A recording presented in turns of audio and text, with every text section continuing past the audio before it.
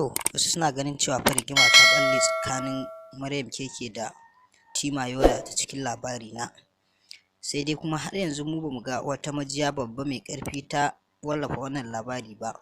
Hasali ma mun gane cewa tsakaninsu babu wata 'yar tsama, sai dai ƙawance mai ƙarfi da ya ƙulla a tsakaninsu.